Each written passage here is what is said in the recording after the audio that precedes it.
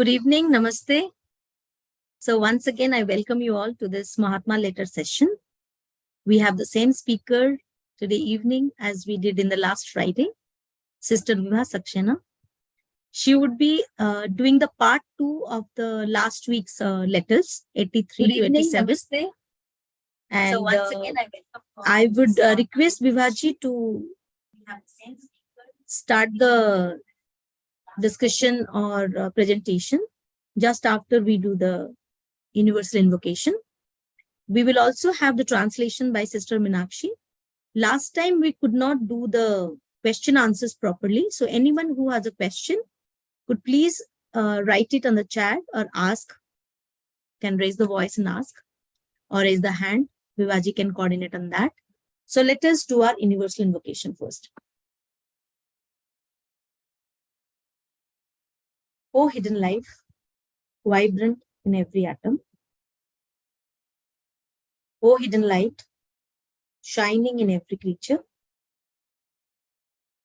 O hidden love, embracing all in oneness. May each who feels himself as one with thee know he is also one with every other.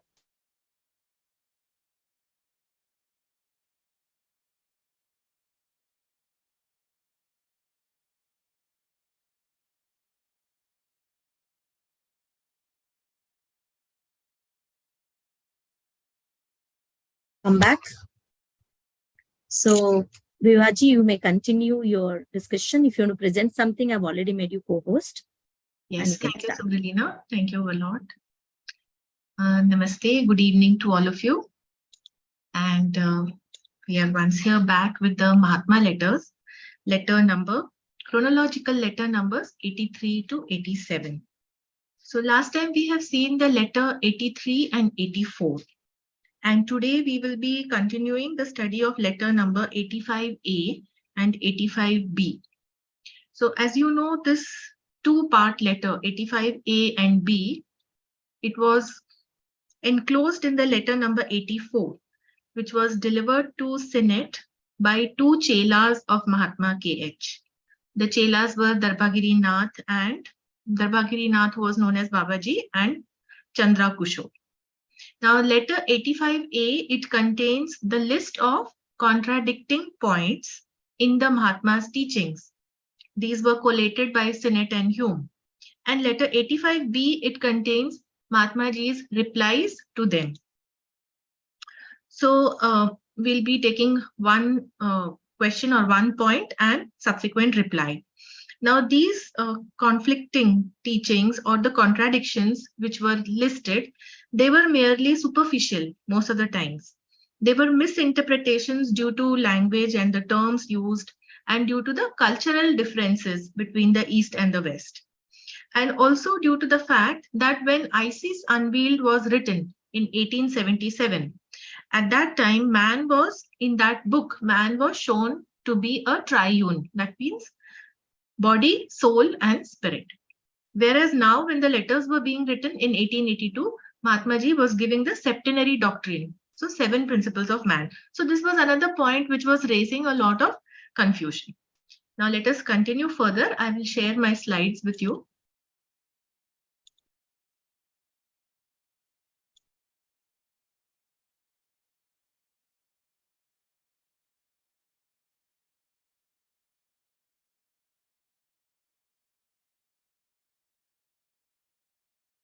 So this was the last slide, I think, which we did, slide number 21, where Mahatma Ji mentioned that what an adept actually is. And all the time he is not exercising his adept faculties. So he says that it is correct if Sinnett presumes that KH, when writing to us, is not an adept. Adept is fallible. That means he is liable to make mistakes. And therefore, KH may easily commit mistakes. And as we said, most of these mistakes are superficial. Now, moving on further,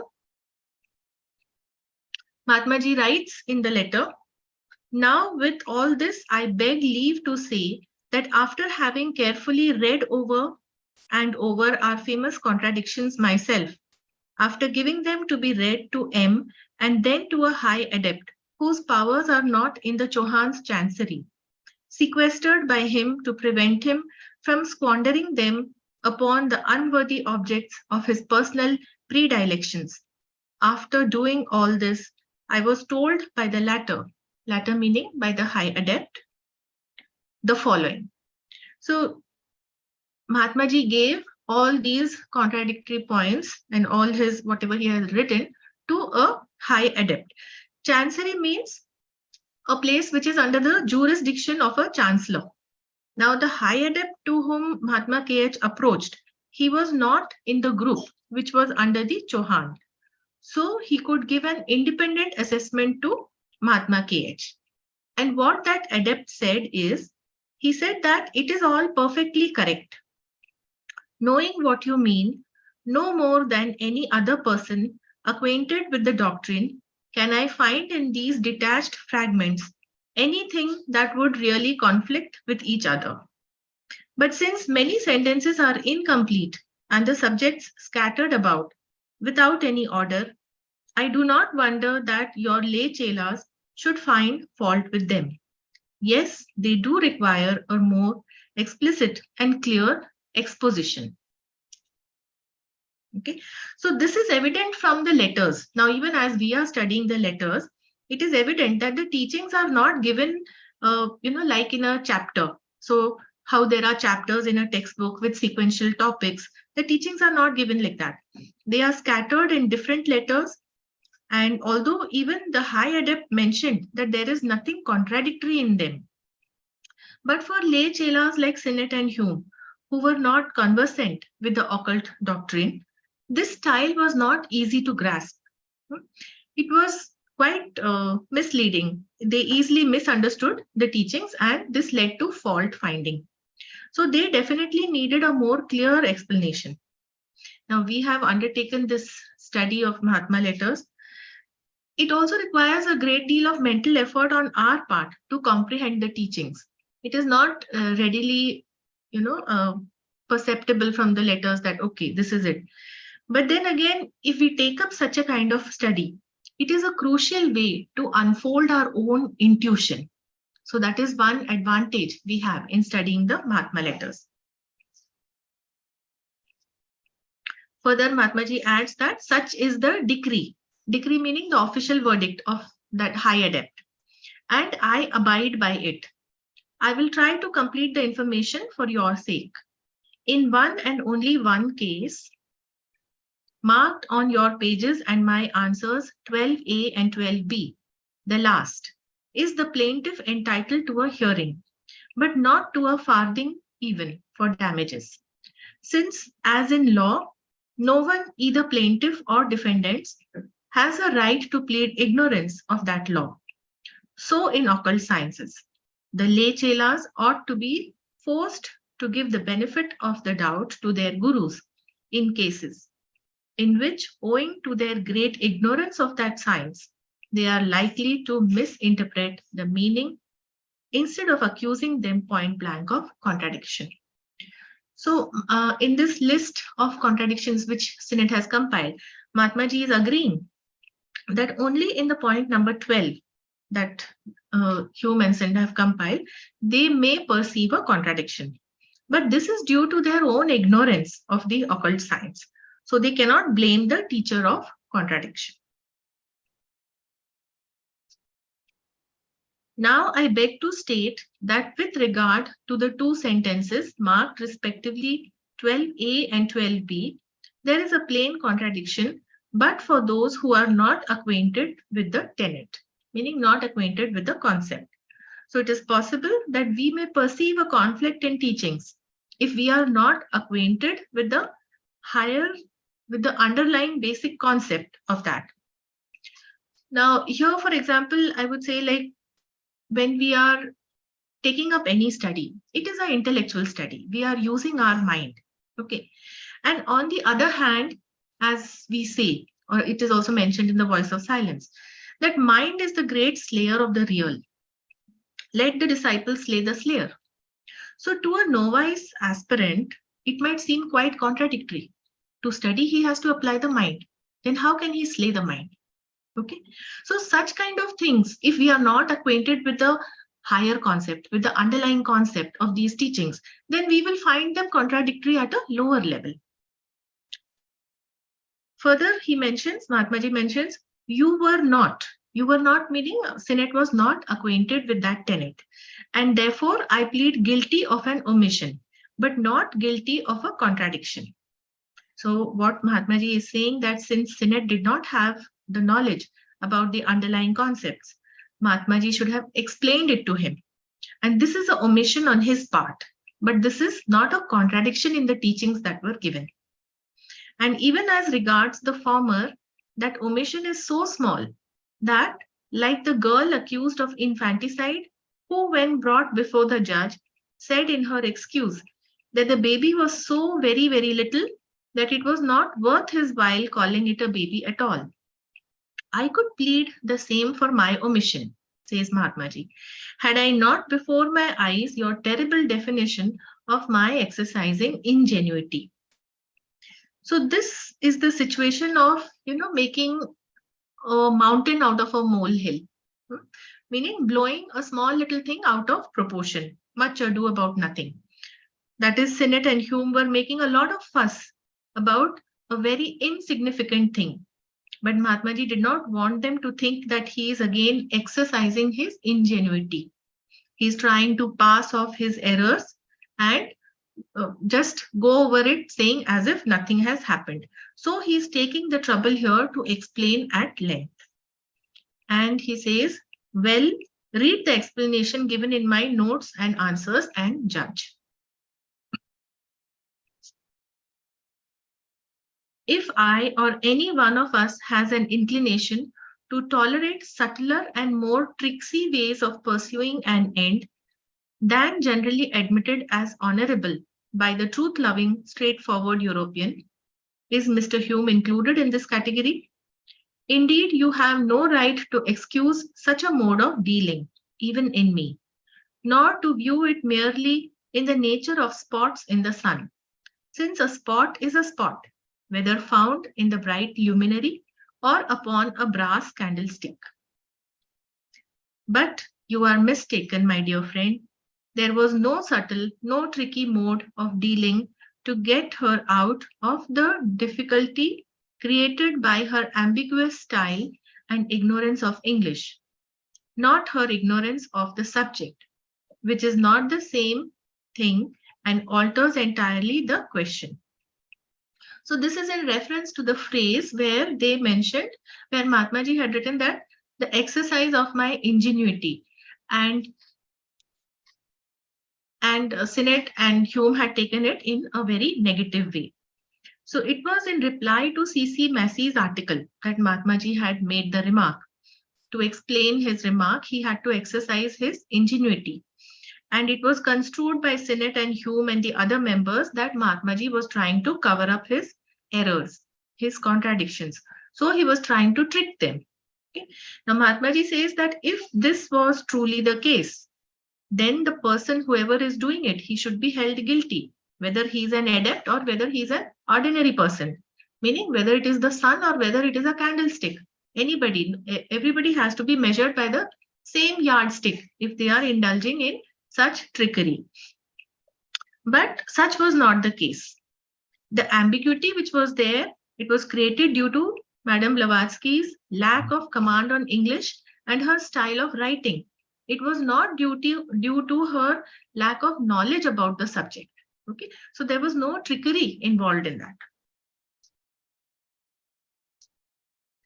Nor was I ignorant of the fact that M had written to you previously upon the subject, since it was in one of his letters, the last but one before I took the business off his hands, in which he touched upon the subject of races for the first time and spoke of reincarnation. So this is regarding the septenary principles. Okay, so here also the subject of races. If M told you to beware trusting Isis too implicitly, meaning too absolutely, it was because he was teaching you truth and fact, and that at the time The passage was written, we had not yet decided upon teaching the public indiscriminately. He gave you several such instances. If you will but reread his letter, adding that there were such and such sentences written in such a way, they would explain facts now merely hinted upon far better. So, one thing which Mahatmaji has told us time and again, that occult knowledge cannot be given out all at once. And the Mahatmas gave it out in degrees, in small parts, and only as much as that could be assimilated by the then members. So in ISIS Unveiled, as we already know, man was shown as having body, soul, and spirit, triune, and septenary principles were not explained.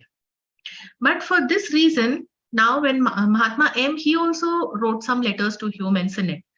So he kept hinting to Sinnett that he should not take whatever is written in ISIS Unveiled, he should not take it too literally, too absolutely, because he was trying to tell him about the septenary nature of everything, the 7 races, the 7 rounds, the 7 principles in man. And he kept hinting about this in his letters. Okay. So this is what Mahatma KH is telling Sinnett, that there was no trickery involved. We were trying to hint, but you did not get the hint. Then he says, of course, to CCM, the passage must seem wrong and contradictory, for it is misleading, as M said. Many are the subjects treated upon in ISIS that even HPB was not allowed to become thoroughly acquainted with. Yet they are not contradictory, if misleading. Okay, because it is only half a information, so it may be misleading, but it cannot be wrong.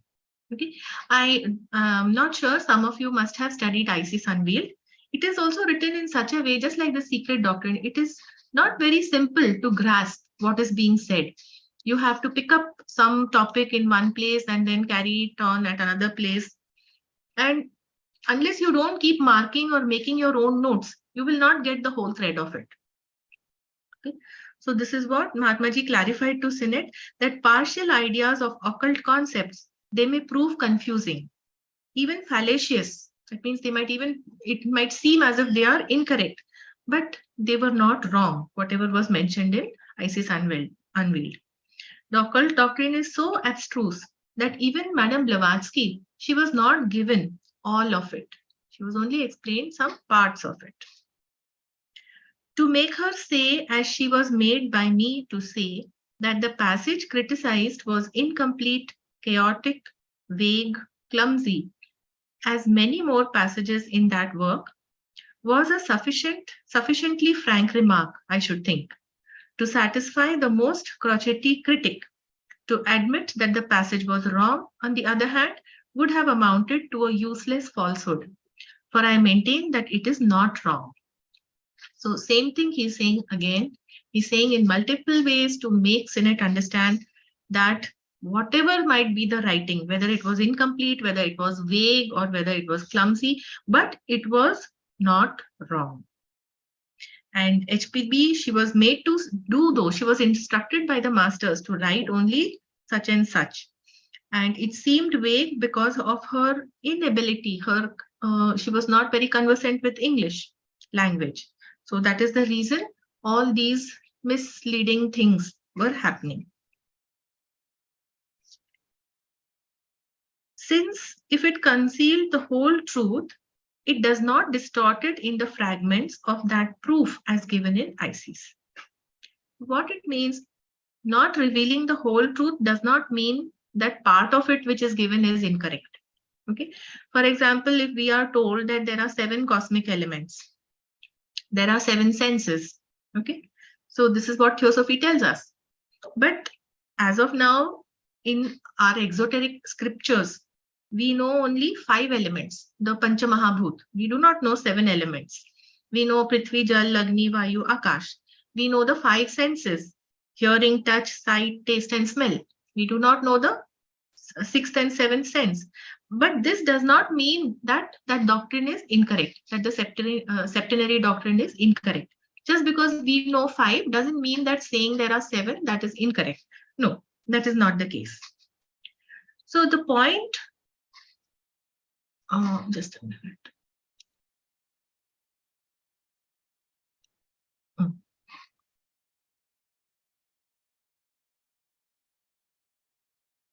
The point in CCM's complaining criticism was not that the whole truth had not been given, but that the truth and facts of 1887 were represented as errors and contradicted in 1882. So this was the point which was not right. Okay, it is not that it was incomplete. They were saying that it was wrong. And this was damaging for the whole society, its lay and inner chelas, and for our doctrine that had to be shown under its true colors. So you see, to say that something is erroneous, it is markedly different from saying that it is incomplete. Erroneous and incomplete are two different things. And CCM's false accusation would have an adverse impact on all the chelas and also shake the credibility of the doctrine that was being taught by the Mahatmas. Therefore, it was necessary to vindicate the doctrine. Okay, and that is why now they were giving out this septenary doctrine. So this doctrine that had to be shown under its true colors, namely that of an entire misconception due to the fact that the septenary doctrine had not yet been divulged to the world at the time when ISIS was written, and thus it was shown. So that is how all these events they unfolded. Now I would just like to add a word here about lay chelas. Lay chelas has been we have discussed about it previously also. Lay chela is a man of the world, like Sinnett and Hume, okay, or any other member, whoever were taken, were put on probation.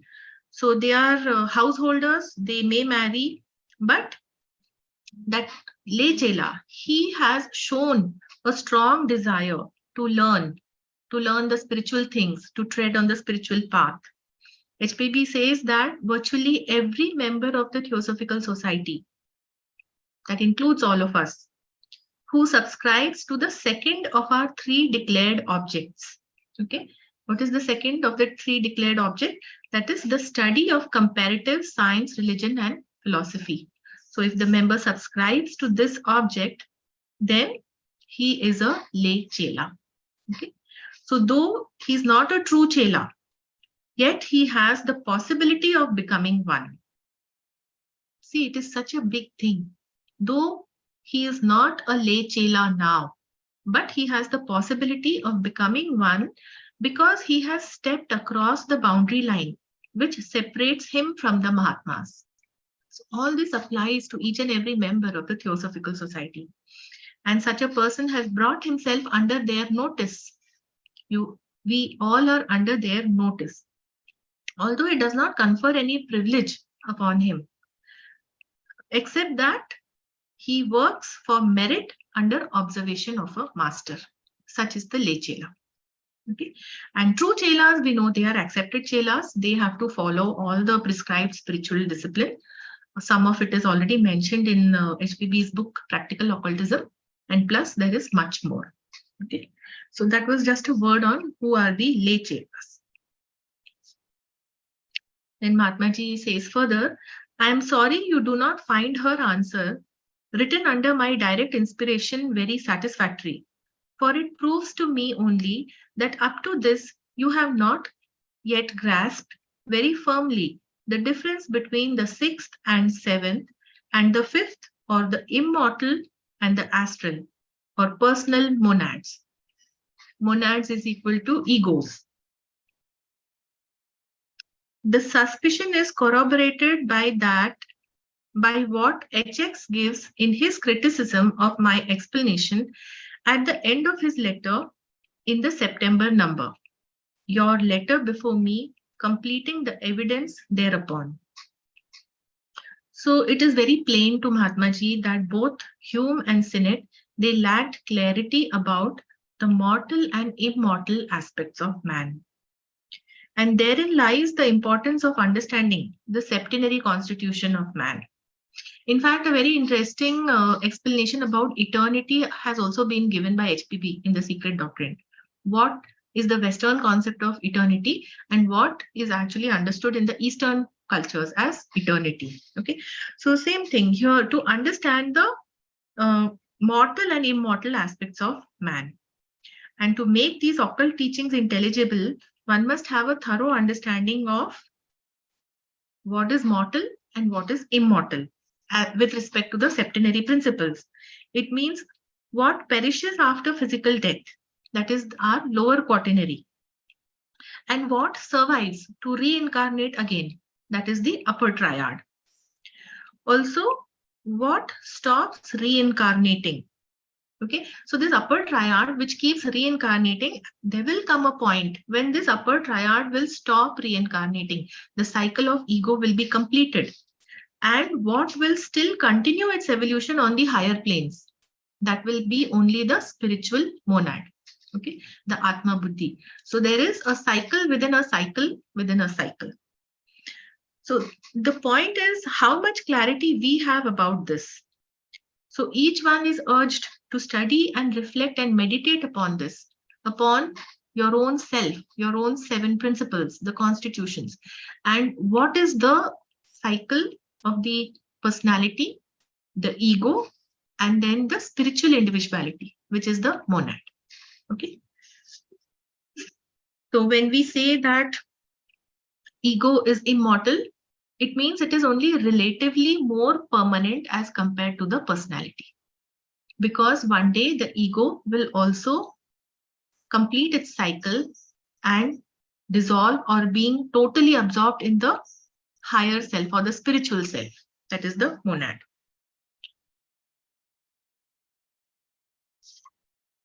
No doubt the real ego inheres in the higher principles, which are reincarnated periodically every 1, 2, or 3 or more thousands of years. But the immortal ego, the individual monad, is not the personal monad, which is the 5th. Now, please mark the terms. Do not get confused by the terms, because generally the vocabulary which we are using now, it is not the same that was used at the time when the letters were written. Okay, so I will explain what these terms mean. Mahatma ji here is drawing a distinction between the immortal ego and the reincarnating ego. Okay, immortal ego is actually what we call monad. Okay, that is Atma Buddhi. So that is immortal, and reincarnating ego is Atma Buddhi Manas. Okay, now immortal ego, it inheres, meaning it essentially abides in the reincarnating ego, because reincarnating ego already contains Atma Buddhi and plus the Manas. Okay, so here Mahatma ji uses the term monad in the sense the principles which function together as one unit. So when Atma Buddhi are functioning together as one unit, that is our spiritual monad. Okay, now monad, he is also using it for the reincarnating ego. Atma Buddhi Manas, they also work together as one unit. So in this sense, Atma Buddhi Manas, they function as one unit, which is called personal monad. So please don't be confused that when we say reincarnating ego, it can also be called as personal monad. This is what the term which Mahatma ji has used.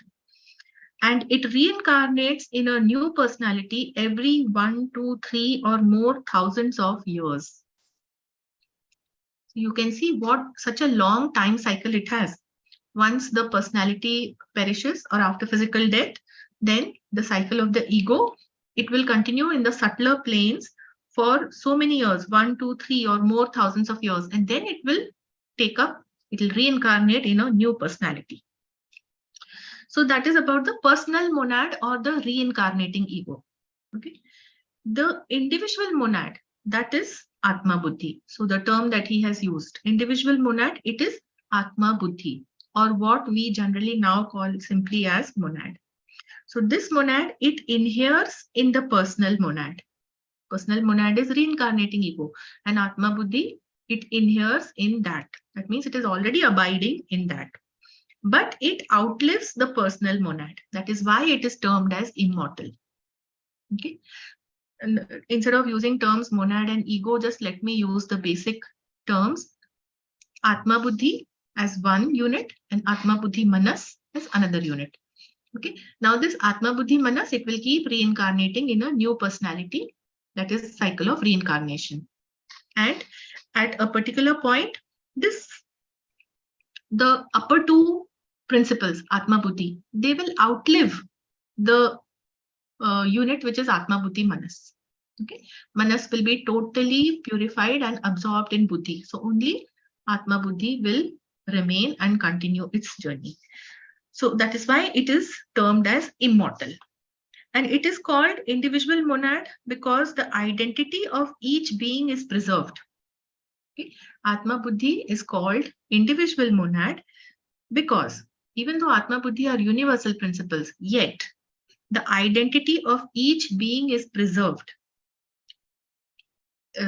when the cycle moves from reincarnating ego to spiritual ego.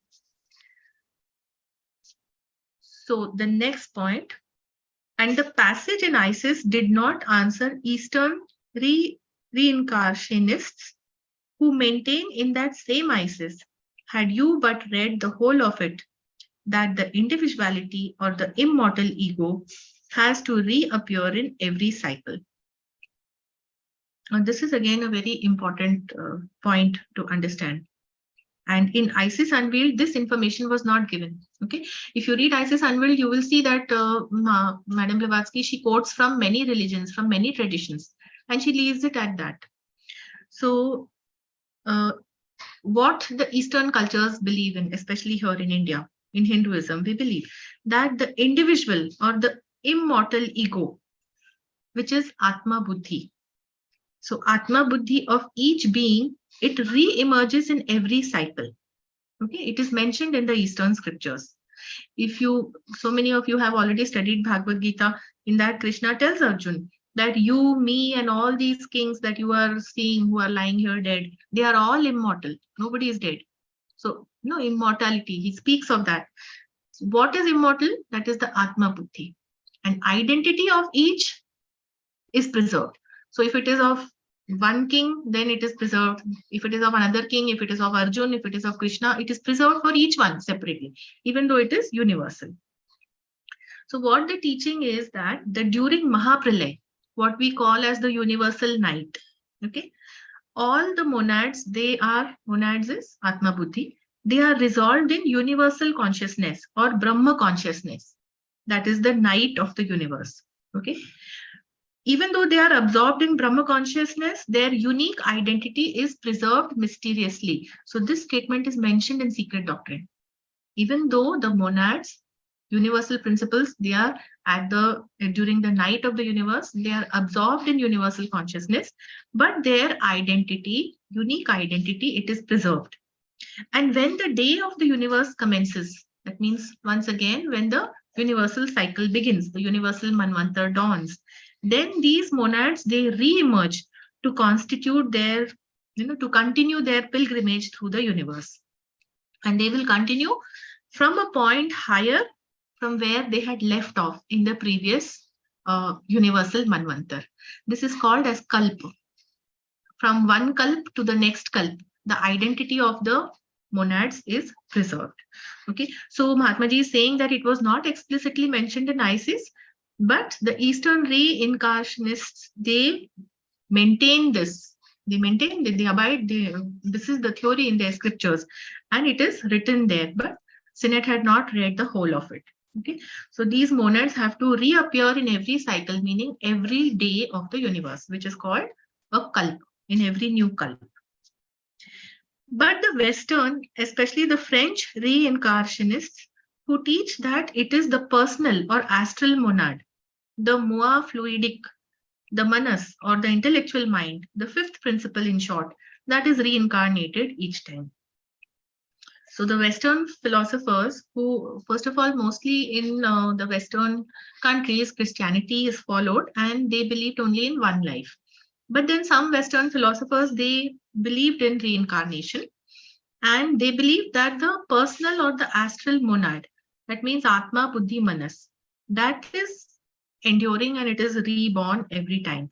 So this is true in case of reincarnation from one life to the next, but not across the kalpa, when the universe itself is dissolved. So at that time, the manas is not there. Manas is also totally, we can say that it is totally absorbed in buddhi. The essence of manas, it is absorbed in buddhi. Okay. So what endures as an individual or as a unique identity is Atma Buddhi. And that is what continues again. So this was a difference in understanding. This might sound a bit complicated, but if you give it a little thought, there are three cycles, one of the personality, one of the ego, and one of the monad. So you will understand if you just need to contemplate on this. And okay, next slide. You will perhaps find that HPB and myself were perfectly right in maintaining that in the above passage, only the astral monad was meant. So this is in reference to C.C. Massey's quoted passage from Isis Unveiled, which he had written against the reviewer of the perfect way. So Mahatma Ji is just clarifying that which monad is meant. Now you can see the confusion. Astral monad, personal monad, individual monad, how confusing the terms are. You know, it can confuse anybody, even people like us. So that is why we need to take time to understand the principles, and we need time to understand which principles are reincarnating in which cycle. And there is a far more unsatisfactory shock to my mind upon finding that you refuse to recognize in the astral monad the personal ego, whereas all of us call it most undoubtedly by that name and have so called it for millenniums. So Mahatma Ji is quite dissatisfied with Sinnett. He is quite shocked that Sinnett, he could not comprehend and he misunderstood this teaching. He explains what is astral monad or personal ego. So Mahatma Ji is telling him what is the astral monad. He says that the astral monad is the personal ego, and therefore it never reincarnates as the French spirits will have it, but under exceptional circumstances, in which case reincarnating it does not become a shell, but if successful in its second reincarnation will become one and then gradually lose its personality after being, so to say, emptied of its best and highest spiritual attributes by the immortal monad or the spiritual ego during the last and supreme struggle. So here we have one more term, which is astral monad. Okay. Now, see, what do we understand by astral? Our principle of calm, it inheres in the astral plane. Okay. So if we are speaking of astral monad, it means which attributes the Atma, Buddhi, Manas plus calm. They have to function together as one unit. That is called astral monad. So if in simple words you want to understand what is monad, just understand that all the principles put together as one unit. That is called a monad. So astral monad means it has to take the principle of calm also. Okay. If you just say reincarnating monad, then it is only Atma, Buddhi, Manas. Okay. So here astral monad, Mahatma Ji is trying to explain. So it will include Atma, Buddhi, Manas plus calm. And in the normal course, this fourth principle, calm, it never reincarnates. We know that it will dissipate after a while, and only the higher upper triad, that is what reincarnates. This what happens after death is that this upper triad, it separates from calm, and that upper triad, that is Atma, Buddhi, Manas, it goes into the Devachanic state. And what is left? The principle of calm. If the forces of desire were very strong, very potent, then it will persist as a shell. The calm Manas, it forms the calm root. It will may persist for a while and then it will dissipate over a period of time. So this principle calm, it is not going to reincarnate. But in exceptional circumstances, in special cases like untimely death or some other cases, the higher principles, they do not separate from calm for it to become a shell. Okay.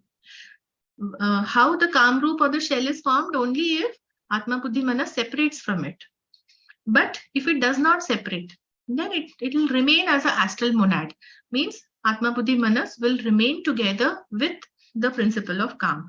So that astral monad, it will persist in special or exceptional circumstances. It will abide for the time which would have been the normal duration of earth life. Say if it was an accident or a suicide victim. So his life has been cut short. But actually, his life was supposed to be longer. So that astral monad, because now physical body is no more, the person is untimely, he died. So his astral monad will persist for the duration which was supposed to be his life. And after that period, then this higher and lower principles will separate, resulting in the ego, which eventually goes into Devachan, leaving behind the shell. Okay. So this is called that reincarnation of that the Kam principle. So it reincarnates in very special circumstances, not normally. And in that reincarnation, then it will, once the upper and the lower principles they separate, then it will become a normal Kamrup or a shell.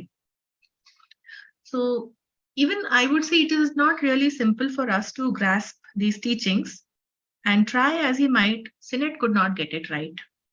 So he contended that the teachings were conflicting. Easy way, no? I can't understand, so it is conflicting. So this Mahatmaji calls as his chilly mental condition. Okay. He says that in the chilly mental condition you find yourself mentally in, you are prepared to bask even in the rays of a funeral pile upon which a living sati is being performed.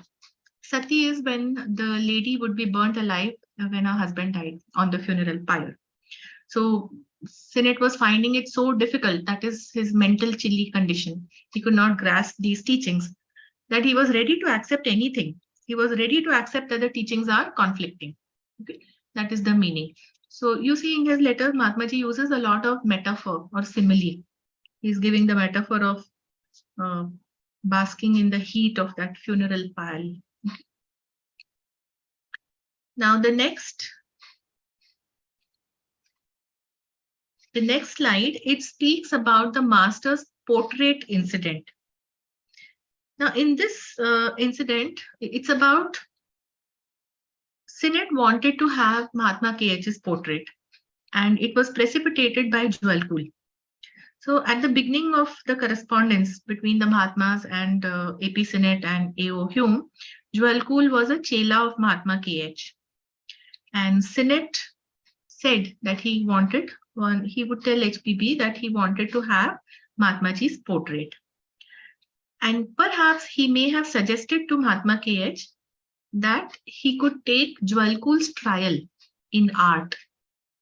So that art meaning so that he could make Mahatmaji's portrait. So he could take Jwalkul's next trial in art. To which Mahatmaji tells him that his suggestion is like a sugar-coated Jesuitical insinuation.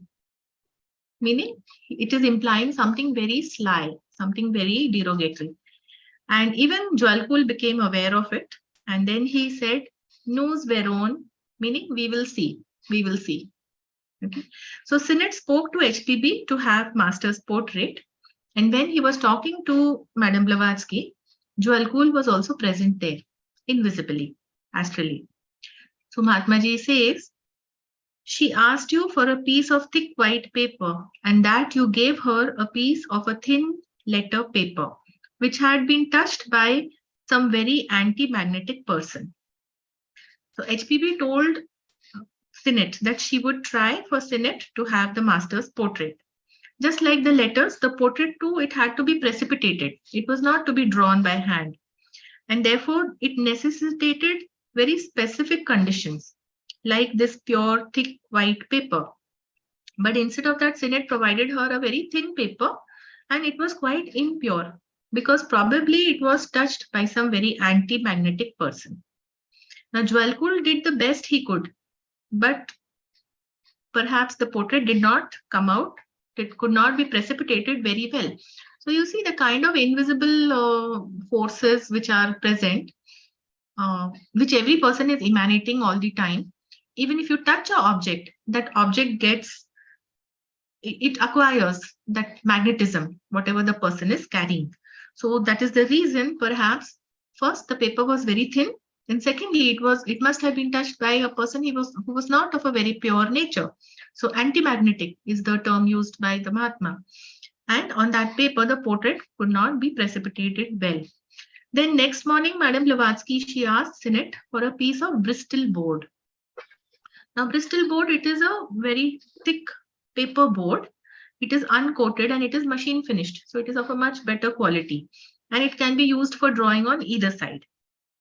So Mahatma ji says, you gave her two pieces, both marked and not one, as you say. So you see, even if there is a little discrepancy, it does not escape the notice of the master. Instead of giving, she asked for two pieces and both were marked, not one, as Sinnett had earlier mentioned. Now, the first time she, meaning HPB, brought it out, it was a failure. He says, with the eyebrows like leech. So leech, we know it is an aquatic or a terrestrial worm. It's like a parasite which sucks blood.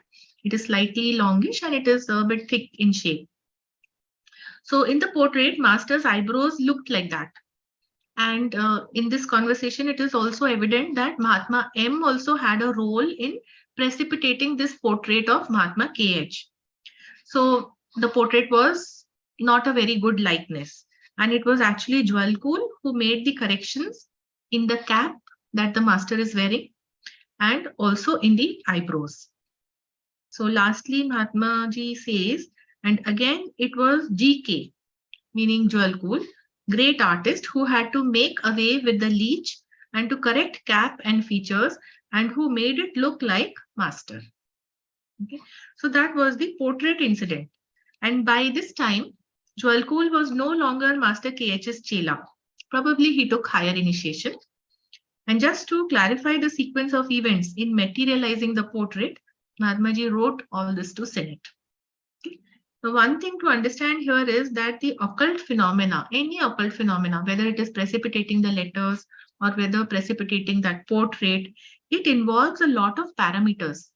You can see here the paper which was asked, the quality of the paper, then the magnetic or anti-magnetic quality of that paper. So all these parameters, they influence the end result of that phenomena.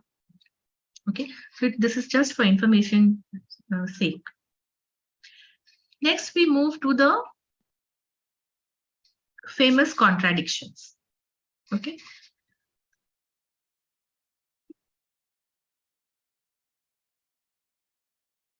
So Sinnett had compiled the list of contradictions in letter 85A and 85B for the replies of the master.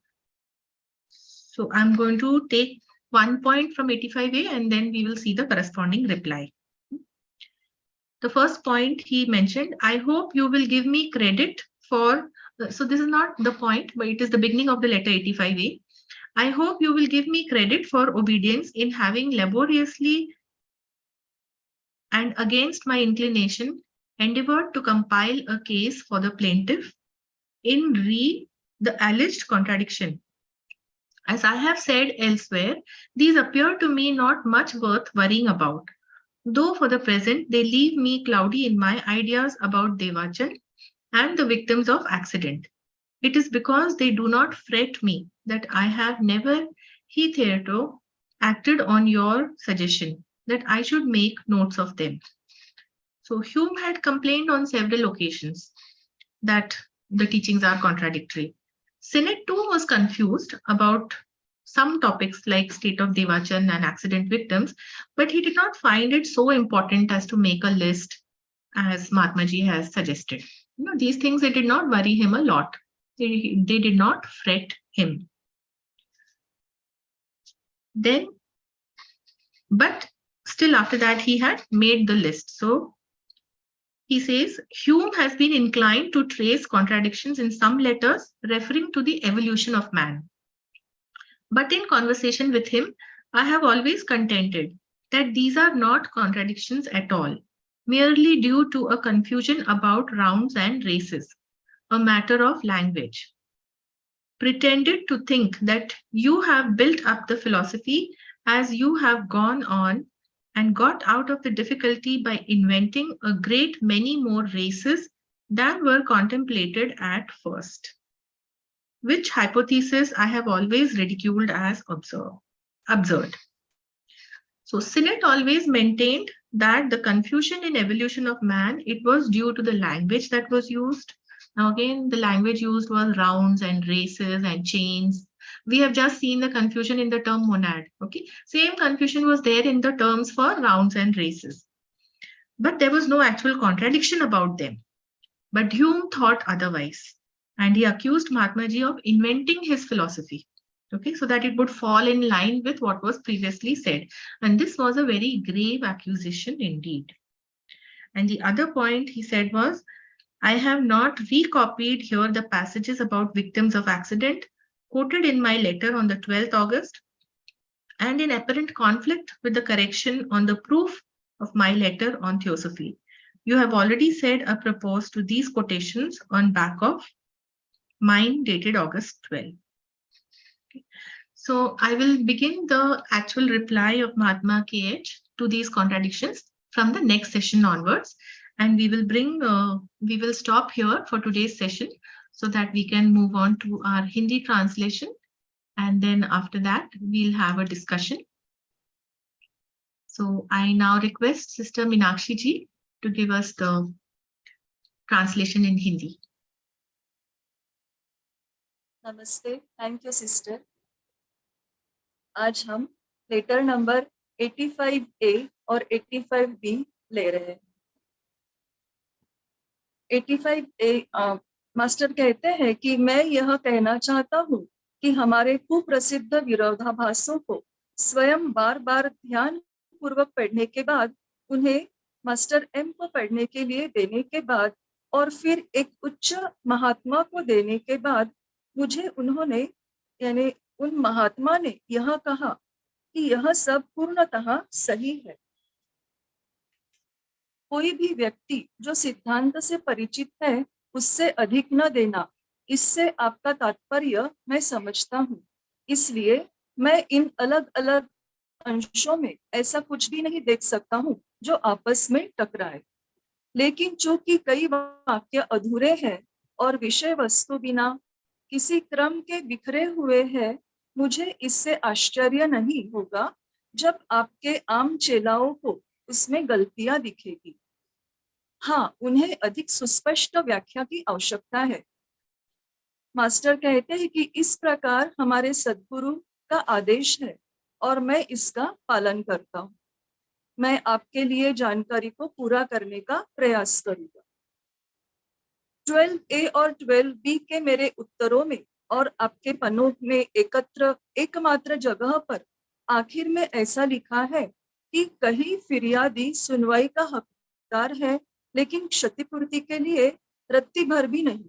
चूंकि नियमानुसार किसी को भी चाहे फिरियादी हो या प्रतिवादी हो, उसे उस नियम से परिचित न होने के दावे का अधिकार नहीं है।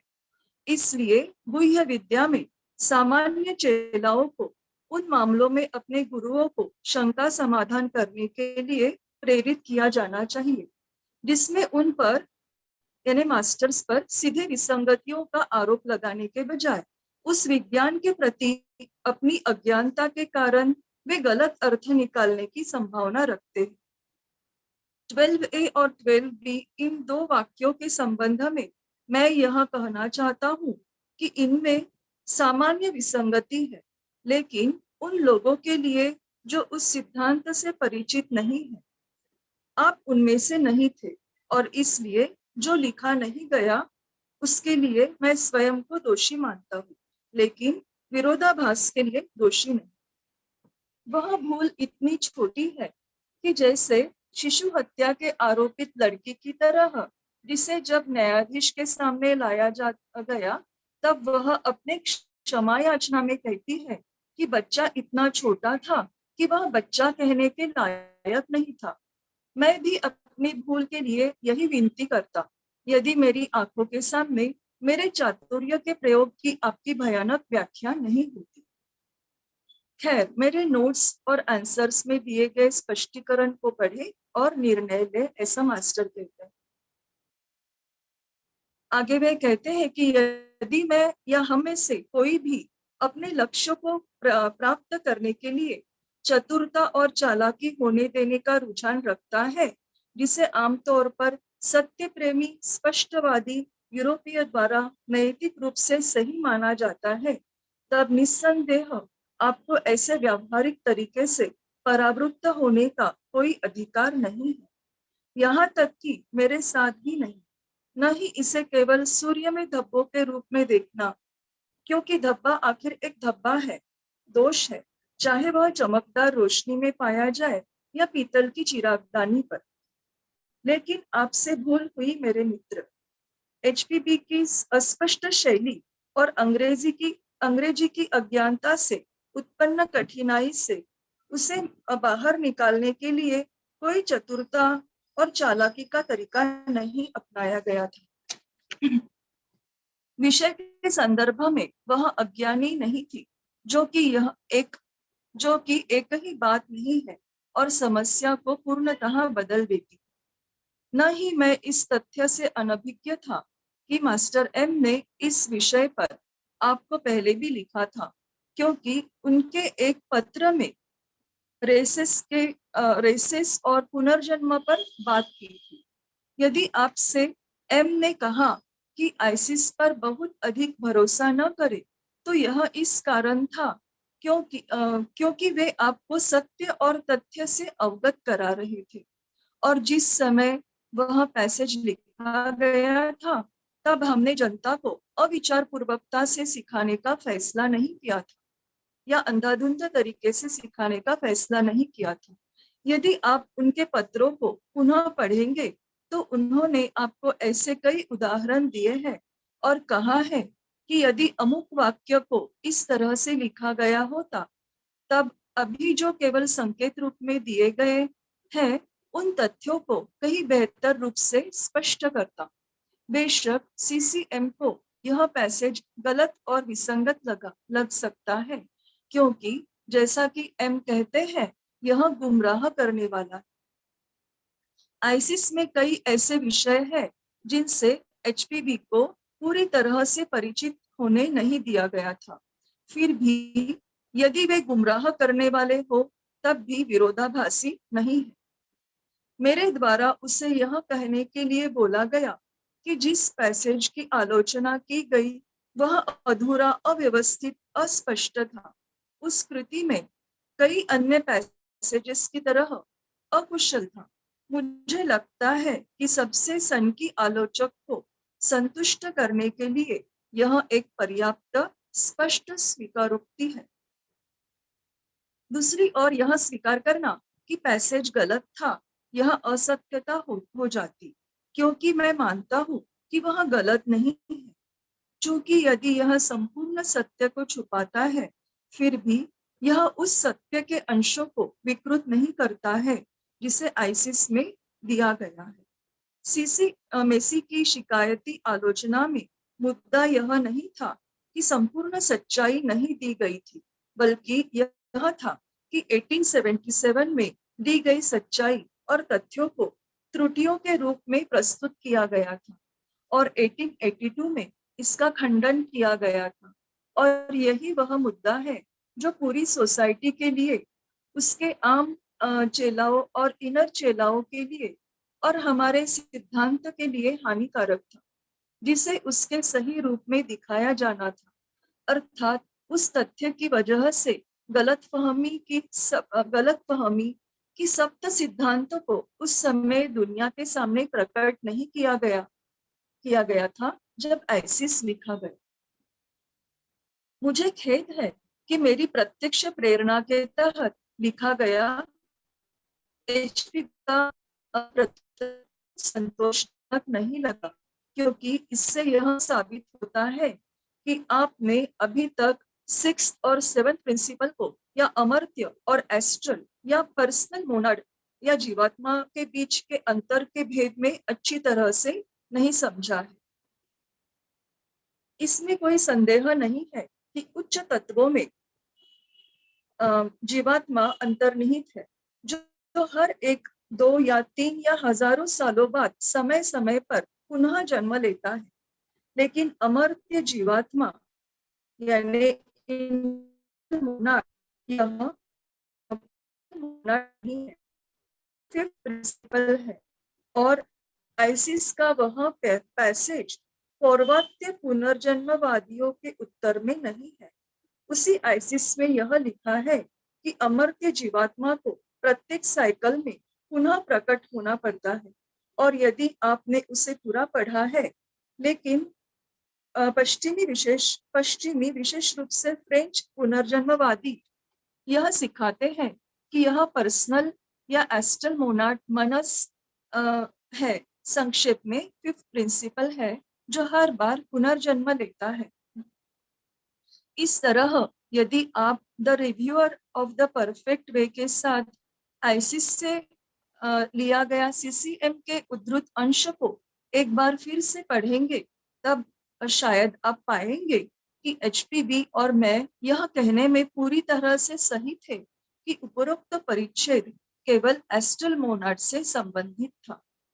और मुझे कहीं अधिक असंतोषजनक झटका लगा जब मुझे पता चला कि आप एस्ट्रल मोनाड में पर्सनल ईगो को पहचान नहीं रहे हैं, जबकि हम सभी इसे इसी नाम से संबोधित करते हैं और सहस्त्राब्दियों से इसे इसी नाम से बुलाते हैं। एस्ट्रल मोनाड यह पर्सनल ईगो है और इसलिए यह कभी भी पुनर्जन्म नहीं लेता है, जैसा कि फ्रेंच स्पिरिटिस्ट का कहना है। लेकिन अपवाद रूप में ऐसी स्थिति में पुनर्जन्म लेते हुए वह एक शेल नहीं बनता है, लेकिन यदि वह अपने अगले जन्म में सफल रहा तब वह ऐसा बन जाएगा। और फिर अंतिम और सर्वोच्च संघर्ष के दौरान अमर्त्य जीवात्मा या स्पिरिचुअल ईगो द्वारा अपने सर्वोत्तम और उच्चतम आध्यात्मिक गुणों को रिक्त कर देने के बाद फिर धीरे धीरे अपनी पर्सनालिटी को खो देगा। मैं आपकी दुविधा मनस्थिति को समझ सकता हूँ। आप उस अंत्येष्टि की चिता की गर्मी में भी खुद को गर्म रखने के लिए तैयार है, जिस पर एक जीवित सती जल रही है। लेकिन क्यों इसे सूर्य कहे और उसके धब्बों को एक शव क्यों कहे? आगे मास्टर की तस्वीर बनाने की घटना का वर्णन है। सीनेट मास्टर का चित्र चाहते थे। मास्टर कहते हैं कि कला में ज्वालपुल के अगले परीक्षण के संबंध में आपका सुझाव बहुत चतुरता से है। एचपीबी ने आपसे मोटे सफेद कागज के पन्नों की मांग की और आपने उसे एक लिखने के काम में आने वाला पतला कागज का टुकड़ा दिया, जिसे किसी अशुद्ध मैग्नेटिज्म वाले व्यक्ति ने छुआ था। अगले दिन एचपीबी ने आपको ब्रिस्टल बोर्ड को मांगा और आपने उन्हें 2 पन्ने दिए। दोनों पर निशान थे और जैसा आप कहते हैं वैसे वे नहीं थे। जब पहली बार वह इसे बाहर लेकर आई, वह कहते हैं कि यह एक विफलता थी जिसमें बहुएं जोक की तरह थी, यानी लीच की तरह थी। और फिर वह महान चित्रकार ज्वालपुल थे, जिन्हें जोक जैसी भौवें हटानी थी और टोपी और चेहरे की बनावट को सही करना था, और जिसने उस चित्र को मास्टर जैसा बनाया। Thank you. नमस्ते। Thank you, Meenakshi ji. And now we can quickly have some discussion or questions. If anybody would like to speak, you are welcome.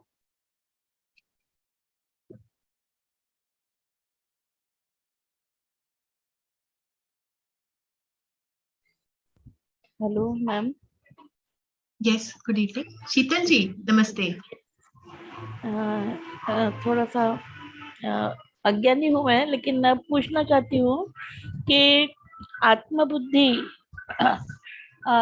ये जो शुरुआत में मोनाड बना आत्मबुद्धि से, है ना? सो एलिमेंट्स, आत्मिक एलिमेंट एंड बुद्धिक एलिमेंट, आत्मिक एलिमेंट एंड बुद्धिक एलिमेंट। हम्म। तो शुरुआत में सभी मोनाड एक जैसे ही होंगे क्या? क्योंकि वो तो उसी एलिमेंट इसेंस से निकले हैं। ये जो आपका शब्द है ना, शुरुआत, so the origin or the beginning, Yes, nobody knows that, na? Because the universe is continuing its cycle. Every time universe is formed, every time it goes, it is reabsorbed into Parbrahma, and we don't know the beginning of that universe or the end of that cycle. So we cannot say which in the beginning how that monad was. We only know that now as we are. So the monad which constitutes us, that is eternal. It will go into pralay, it will be absorbed, and then in the next cycle of the universe, it will re-emerge. But beginning में क्या था, कैसा था, ये तो कहीं नहीं लिखा. Means it is contaminated, we can say. This is an eternal cycle, so we can't speak of the beginning of the cycle. Okay. And yes, you have said that astral monad, that after the death, some people, some perceive the same astral till astral monad, है ना? तो यानी कुछ लोग after death भी astral Monod यानी काम मनस बुद्धि आत्मा ये चारों साथ में रहते हैं। तो क्या ऐसे लोगों को अपना पास्ट लाइफ याद आता है क्या? नहीं, फिजिकल बॉडी तो नहीं है ना ये। इसकी उन्होंने क्या लिखा है, एक्सेप्शनल कंडीशंस में। तो एक्सेप्शनल कंडीशन में हमने ये कंडीशन देखी, जैसे सुइसाइड केस या एक्सीडेंट केस। तो सुइसाइड या एक्सीडेंट केस में जो नॉर्मल उनका लाइफ स्पैन होना चाहिए था on the earth, whatever was supposed to be, I'll speak in English so that all the participants they understand. Sure. So the whatever had to be the normal lifespan, that was cut short, right? Suppose he was supposed to live for 80 years, but he met with an accident in say 60 years. So uske 20 years baki the. Right? So for during that duration, this astral monad will continue. Okay. So it will be in the state after death. Physical body is no more, but that astral monad will continue. And when now 80 years are completed, then that separation will happen. Okay. Means that person will not be in physical body. He is not in physical body, but he will have to complete that time. He will remain, the astral monad will remain in the subtle world. Okay. So can we name that personality? It is the entity, an astral entity, and depending on what kind of a life he had lived, either he will remain awake and he will continue if he was very passionate, जैसे हम बोलते हैं ना उसकी कुछ इच्छा अधूरी रह गई, so then he will be in that state. Or if he had lived a relatively good life, a spiritual life, then he will be in a kind of a dormant state. He won't be troubled. And I believe that the names of such astral entities, they are given in one of the letters. When we studied the Devachan letter, in that, I think several names were mentioned. So we can see what state it may be. Okay. Thank you. Thank you, Sheetal ji. Any other question? Hello ji madam. हाँ जी, Naveen Pandey ji, correct? जी। Okay. Madam बहुत अच्छा आपने बताया, लेकिन मेरे को थोड़ा एक डाउट है। यस। हेलो, आवाज? यस। हाँ आ रही है। ये सेल्फ ईगो मतलब ये है जो आत्मा बुद्धि, तो ये तो अपना जीवात्मा इसको कह सकते हैं ना? जीवात्मा ही होगा, जीवात्मा, मोनाड जो आत्मा बुद्धि। Yes. See, the entity which reincarnates, जिसका पुनर्जन्म होता है, वो है आत्मा बुद्धि मनस। ओके, तो वो जीवात्मा है। हेलो, तीनों इकट्ठा? हाँ, तीनों आत्मा बुद्धि मनस, ये तो यूनिवर्सल है, लेकिन आत्मा प्लस बुद्धि That खाली is called आत्मा the और बुद्धि। monad. So what is your question?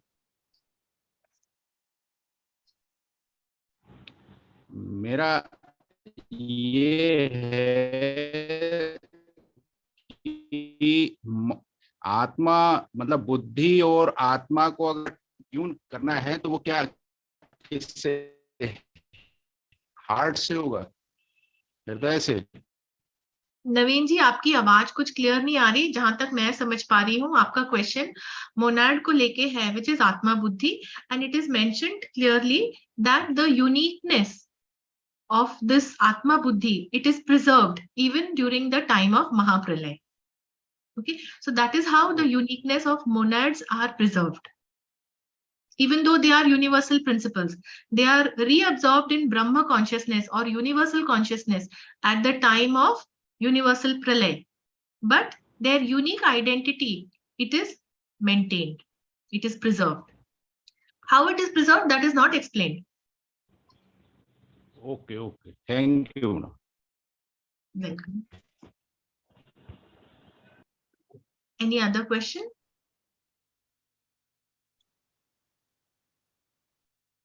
Okay, then with this, we'll bring the session to a close.